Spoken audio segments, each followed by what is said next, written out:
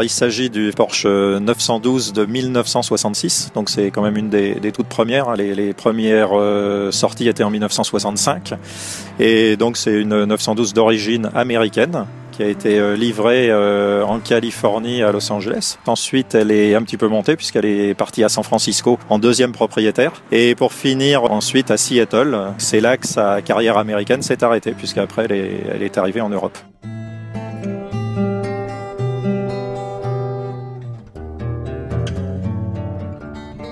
La 912, c'est pas une voiture rare, mais cependant, puisque ça a été une grande production de 30 000 exemplaires à peu près, mais par contre trouver une 912 dans un bel état, ce qui est quand même le cas de celle-ci, c'est devenu assez rare. Donc j'avais envie d'une Porsche classique, et surtout une première génération, c'est-à-dire vraiment c'est le dessin de la toute première 911 quand elle a été présentée. Donc je voulais ce dessin-là, par contre trouver une 911, c'était vraiment très très difficile à un budget on va dire raisonnable.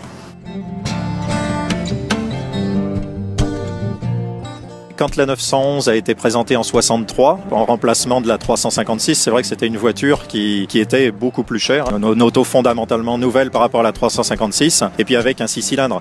Et c'est vrai que les clients habitués à la 356, toujours comme chez Porsche, quand une nouvelle voiture arrive, on y va toujours sur la pointe des pieds. Et c'est vrai que la 911 n'a pas forcément eu un succès immédiat, et surtout par rapport à son prix, qui était beaucoup plus élevé que celui de la 356. Donc l'accueil du public a été assez timide, si bien que Porsche, qui a toujours de belles idées, a recyclé la 911 en faisant un intermédiaire avec cette fameuse 912, en mettant le moteur de la 356 sur la 911, qui était lui largement amorti. Donc ça permettait de sortir une 911 d'entrée de gamme à un coût vraiment modéré.